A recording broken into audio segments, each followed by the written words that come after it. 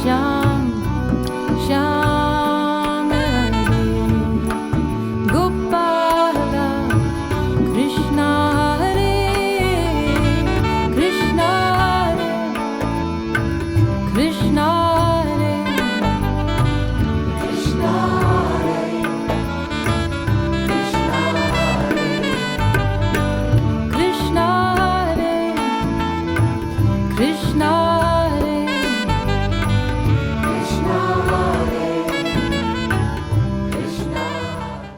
This is Yoga 1.0. My name is Lois Nesbitt, and I am a yoga teacher and yoga teacher trainer based here in East Hampton and in New York City. And what I'd like to do with this series is offer you basically the hows and whys of yoga. I find there's a lot of confusion out in the world about what yoga is, why there are all these different styles and practices, why we do what we do, what we do. And I just want to share with you things that I wish I learned when I first started practicing, and also things that I now share with the teachers I train, because I really want to raise the bar of people's knowledge of what we're doing with yoga and why we're doing it. I'll be offering 3 different types of segments in the series. We'll have practice sessions here on the mat or in the chair. We'll have sessions where I'm just talking about some of the ideas behind yoga.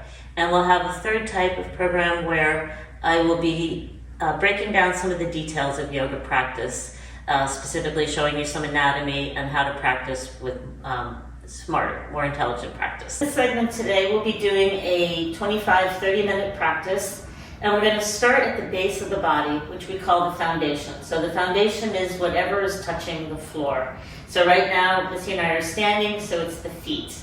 The feet and the hands are the main foundations we use throughout our practice. Today we'll work on the feet. On another upcoming segment, I'm going to focus on the hands. So why is it important? Well, the feet are what is called our base of support. They hold up everything above us. If you stand with your feet turned out or askew or crooked, it's going to affect everything in the body from that point upward. So your knees, your ankles, your knees, your hips, your spine, all the way up to your neck can be affected by having the feet unskillfully, asymmetrically placed. The feet and ankles are also small relative to the weight they're bearing, so we need to make sure that we're using those little bones and muscles to the best of our ability. Having a good foundation will also make you more stable, as in you won't fall. And you will find as we go through practice that the poses, say triangle pose or half moon, they make more demands on our balance. So using your feet well when you're just standing or doing a simpler pose will prepare you to do the more advanced poses. And then finally, the feet are touching the earth and they help us to ground. So you've probably heard that expression, I feel really grounded or I feel ungrounded. So that has to do with your connection downward into the earth through the power of gravity, and the feet are the contact point. So if you're having a day where you're feeling kind of scattered or anxious or unsettled, maybe you're traveling or you got another crazy news blast, whatever, grounding through the feet. Now, it's not just having your feet on the floor, but how you place them and how you use them. So if you'll see here, I've drawn a little picture of the foot. You may think of the bottom of your foot as a flat surface, but in yoga we use it a little differently. We talk about the 4 corners of the feet. So the first one is the ball of the big toe. Second one is the inner heel, ball of the little toe, and the outer heel. So those are the 4 points that you want to have in the most constant contact and equal contact. So if Missy and I just stand here, you might even need to hold on to the counter for balance. But lift your right, and you guys can do this with us, lift your right foot up off the floor, spread your toes, and then just put the ball of the big toe down. Keep the foot where it is, but drag it back like you're lengthening it, and put the inner heel down. Ball of the little toe and outer heel. Notice if your right foot feels a little different from your left. And if that's translating all the way up the leg, starts to wake up the muscles of the legs. We're going to keep the toes spread today as much as possible, so just those 4 corners are down. Now, second leg up, lift the foot, place the ball of the left big toe down, drag back, put the inner heel down, ball of little toe, outer heel. Now you are actually standing with feet active, so this is more Tadasana, as opposed to a couple of minutes ago where we were just collapsed into whatever gravity was doing. So those are the 4 points, that's the action of the foot. The placement of the foot, people always say, should I turn my feet in? Is this too far out? Where should we go? Some people have feet that are shaped like triangles, and some people have feet that are shaped like rectangles. So you can't go by the inner or outer edge of the foot when you're getting parallel. But you can go by tracing 2 lines from your second toes through the middle of each heel. So if those 2 lines are parallel, your feet are in the right place.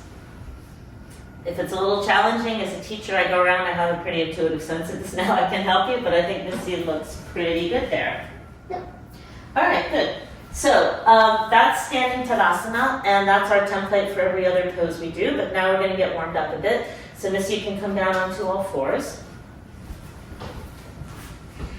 And let's do the toes curled under for today, because that way you'll feel you can extend even here. Ball of big toe, inner heel, ball of little toe, outer heel on both feet. So the feet stay active even though they're not weight bearing.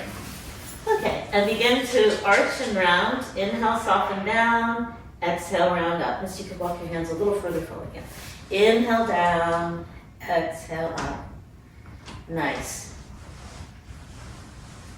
Good. So just warming up the body.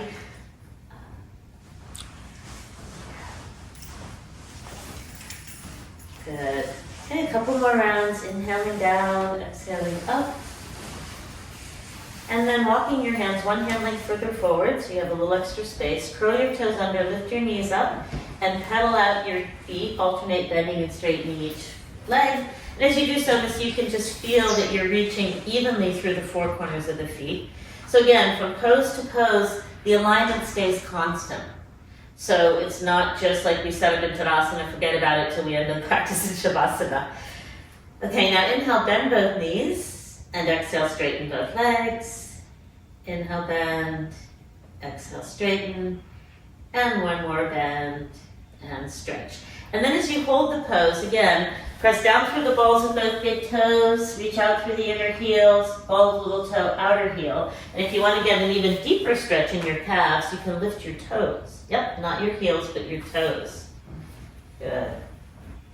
Okay, and then bending your knees, walk your feet forward to meet your hands. Hands to hips, come all the way up to stand. Good. And if you need to get comfortable resetting the feet, you can look down. Remember those 2 lines, those parallel lines, second toes to inner center of the heels. And the weight is even on all 4 corners of the feet. So you might want to just close your eyes at this point and notice some people tend to pronate their feet, which means they put more weight on the inner foot. Some people supinate, which means the weight collapses onto the outer foot, outer arch. So sense where you are in space and check that you're even. So when you have the 4 corners of the feet rooting down, the inner arches of the feet lift up, but so do the outer arches. So lift your toes. Yep. Yep, and I should be able to get my fingers underneath there. Some of you, the arches will be even high enough that I can touch. Okay, that's why we're keeping the toes lifted, to get those outer arches up and strengthen the foundation, the base of the body. Okay, let's inhale, circle your arms out and up. Exhale, bow forward. Inhale, lift your chest. Exhale, step your right foot back, keeping the knee off the mat. Inhale, left foot back to plank. Exhale, lower down, either to the knees or chaturanga. Inhale, curl up to cobra or up dog. Exhale, back, downward facing dog. Inhale, right foot forward. Exhale, left and bow. Inhale, arms out and up. And exhale, arms by your side. So Missy is doing the full form of the sun salutation. We'll show a modified form if you don't have the strength yet to do the full form. So inhale, circle arms out and up. Exhale, bow forward.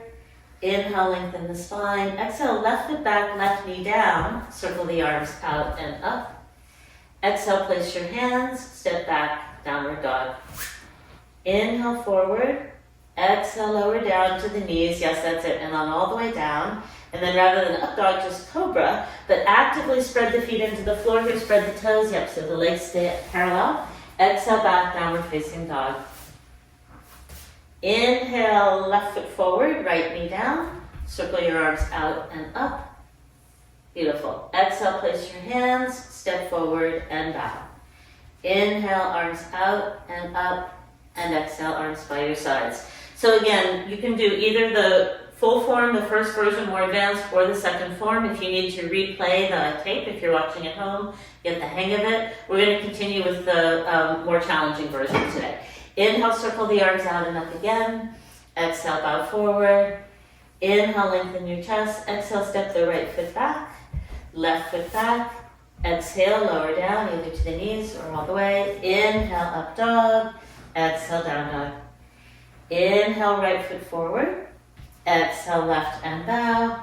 Inhale, arms out and up. One more like that. Exhale, lower all the way down. Inhale, lift. Exhale, left foot back. Inhale, right. Exhale, lower down. Inhale, up. Exhale, back.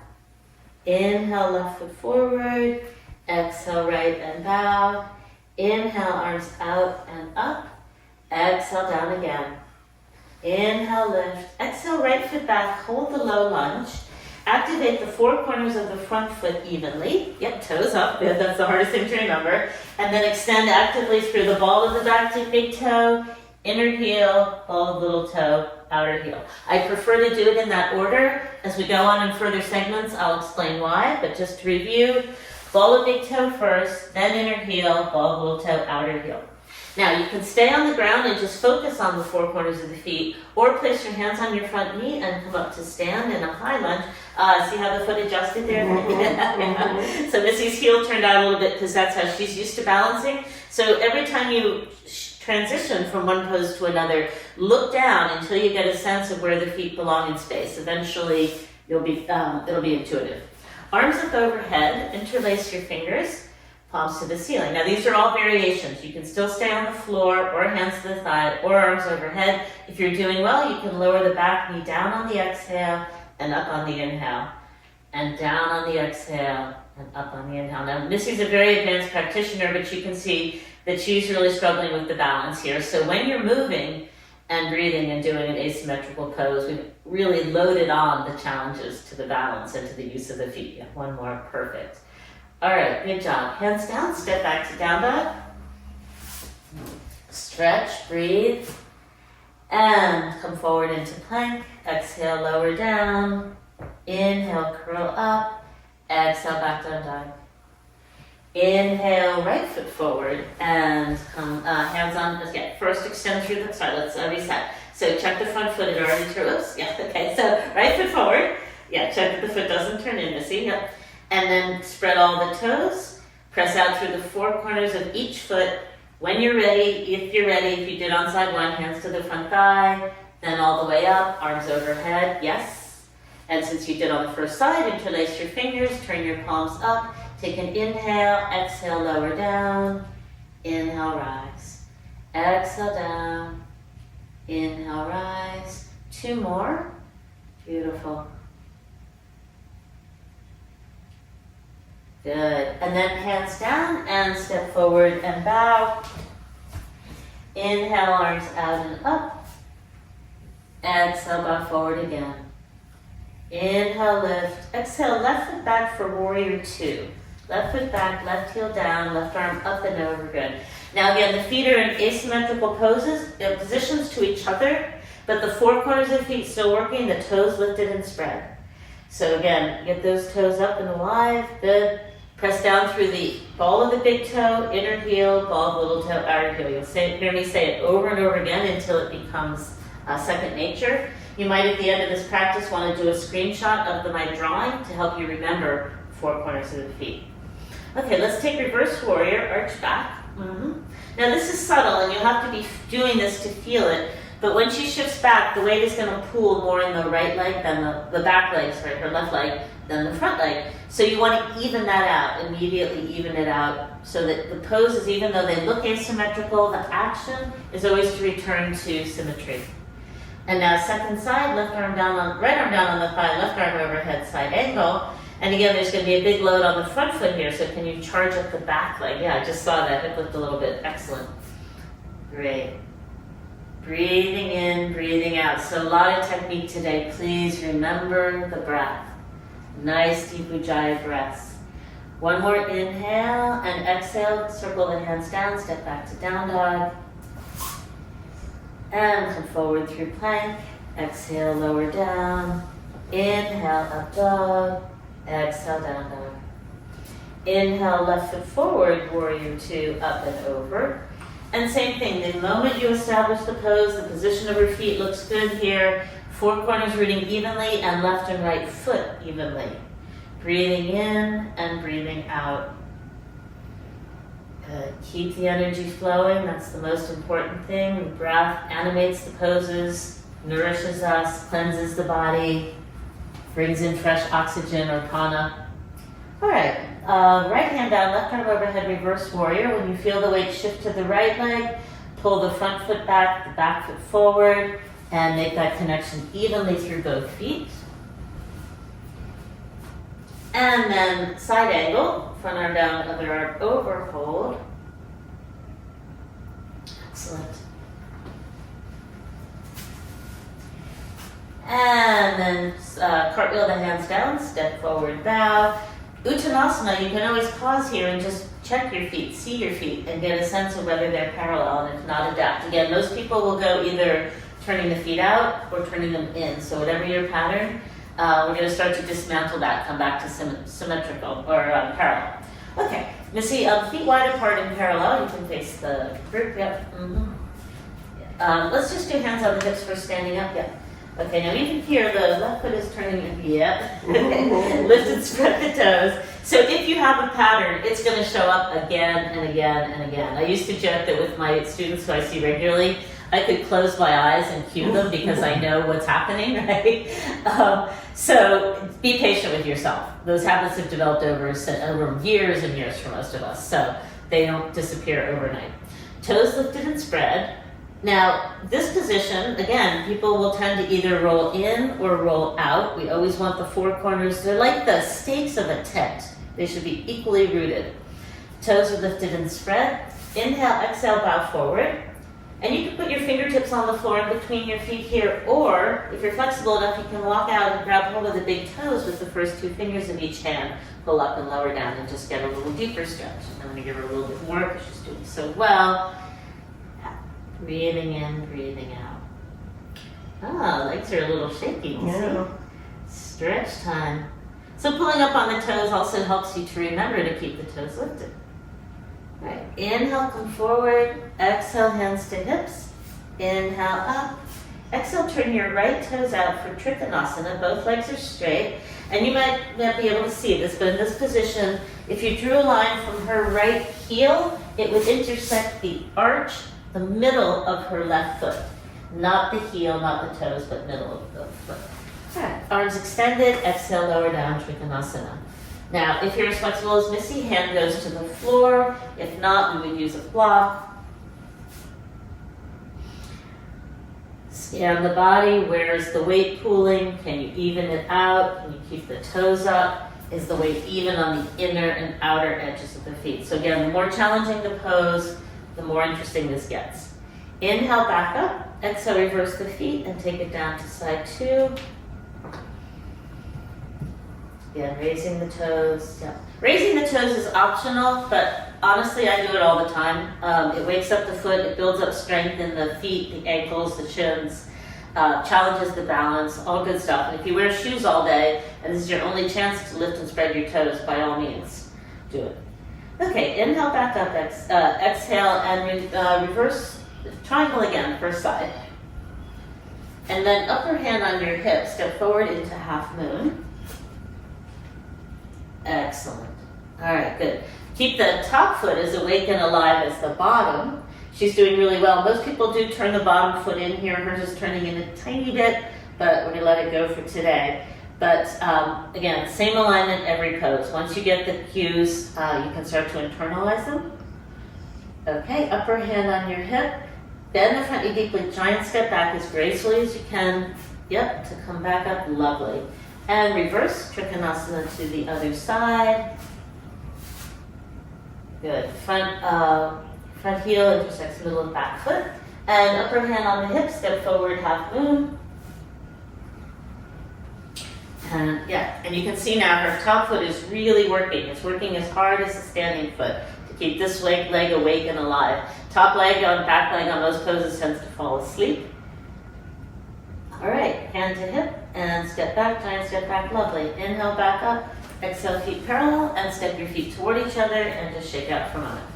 You starting to feel this in the feet and ankles? Oh yeah. Yeah. If you haven't done this kind of work before, you may be a little sore tomorrow in funny places, the calves, the shins, around the foot, but that would be a good thing. Okay, now, balancing. So when we take one foot up, we just cut our base of support in half. So it's going to be twice as difficult to stabilize. So let's start on the right foot. Missy, bring your left foot up into a tree pose. Good. And then your hands in prayer. Now, I'm going to challenge her to see if she can lift and spread her toes on both feet. And we'll work on this in another practice, but if you press the thigh into the foot and the foot into the thigh, it will help. No. Yeah. So many of you have done this pose many times, but honestly, with the toes up, it's a game changer. Good. All right, let's shake it out. We'll try the second leg. Yeah, always just reset, try again with balancing. I was always the first one to fall out of the balance pose when I started. It was very embarrassing, but what you practice, you get good at, right? So we just stay with it. Yeah, now I can see how a lot of weight is going to the outer edge of your foot, Missy, so keep the toes up, but try to press down through the ball of the big toe and the inner heel. Yeah, because that top foot is pushing you way to the left, right? It's winning. Yeah. Pull the thigh into the foot, left thigh into right foot. All right, and come on down. Shake out. All right, now just because she's doing so well, we're gonna up the game here a bit. So I said base of support. Why is an upside down pyramid not as stable as a right side up pyramid? Because the base of support is much smaller.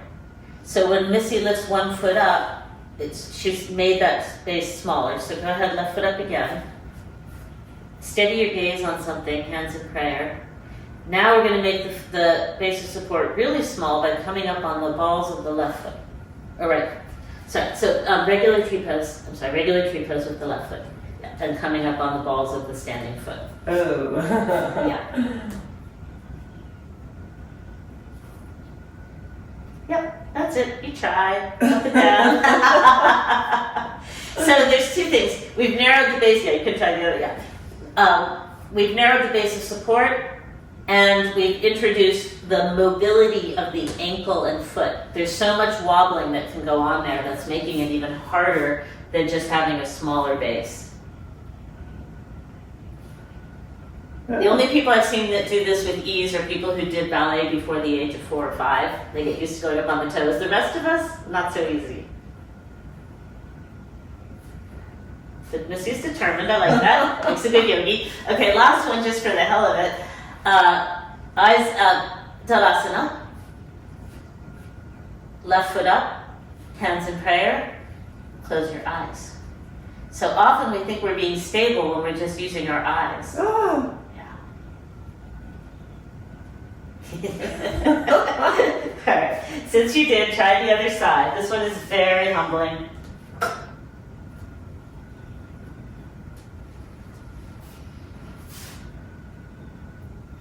Good. Okay, and release down, shake it out. All right, give those legs a rest. Come down to lie on your back. Now, a couple of things that can help with keeping the feet well aligned and active. If you're familiar with a bridge pose, you can't see whether your feet are parallel unless you have a mirror on the ceiling. So putting a block between your feet can be very helpful. And I would like to feel a little closer to your body, Missy. Good. And then arms by your sides and raise your hips up and interlace your fingers underneath you. So simple prop. If you don't have a block, you can use a thick book, like a dictionary, something like that. But I really encourage you to invest in 2 props for these basic things we do at home. One is a block. In fact, a pair of blocks would be helpful, yoga block, and a yoga strap. Okay, come on down. Roll to one side and come up to sit and stretch your legs out in front of you. So another prop that can help here to keep the feet well aligned is to loop a strap around the balls of the toes, not the arch but the balls. Hold the strap back in the front if your shoulders are back. Well, maybe that's too far. Yeah, and then either just staying here, you can see how awake and alive your feet are, or you can bend the elbows back and come forward toward a Paschimottanasana. Okay. And if you have a couple of props and you want to get really precise about this, you can, come on up for a minute, miss. You can put a block between the strap and the feet And then you have basically like a floor, like a reference point, and come forward. If you don't have a block, you can also place your feet against the wall to come forward. All right, come back up to sit. And release down into a very short Shavasana.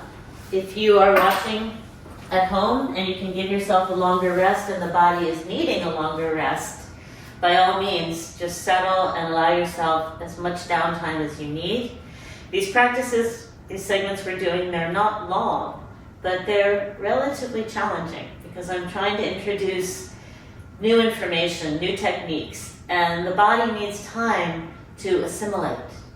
So before you go rushing off to your next thing, and like in Missy's case, if she gets up and walks out of this room without Shavasana, I'm pretty sure she's going to start turning her feet in again, because that's her pattern, right? Mine, I'll start turning my feet out. If you release into neutral for just a few minutes, you give the body a chance to absorb the new pattern. Okay, Missy, let's awaken the edge of the body, wiggle fingers and toes, ankles and wrists. Roll your head from side to side, back to center. Great. And then rolling over to, you can roll to your left side since you're facing the group, and come back up to sit. And since we haven't done this before together, I'll join you. So you're going to sit in a simple cross-legged seat. Not for today any one of these fancy yoga things like this, or where you do half lotus or full lotus, but just simple cross-legged, because I want you to be able to flex your ankles and your feet. Place both palms on the soles of your feet and press into the soles of the feet evenly with your hands so you feel balls of big toes extending, inner heels, balls of little toes, outer heels. So it looks like your outer feet are not quite as active as your inner feet. You feel that? Yeah. All right. And then release and bring your hands into prayer, sit up tall. So even in these seated poses, the feet can stay active. Namaste. Thank you, Missy, for a beautiful practice. Namaste. All right, so be mindful where your feet are for the rest of this day. See if you can take some of these tips and tricks off the mat into your day, and your body will thank you for a strong base of support, groundedness. All right, enjoy. Thanks again for watching. If you'd like more information about me and my programs, you can visit loisnesbittyoga.com. I also have a YouTube channel with helpful videos, Lois Nesbitt Yoga on YouTube, and of course the LTV YouTube channel, LTV East Hampton, will have not only my videos but all of their other programs posted. That way you can watch, enjoy, practice, rinse, repeat. Have fun. Thank you.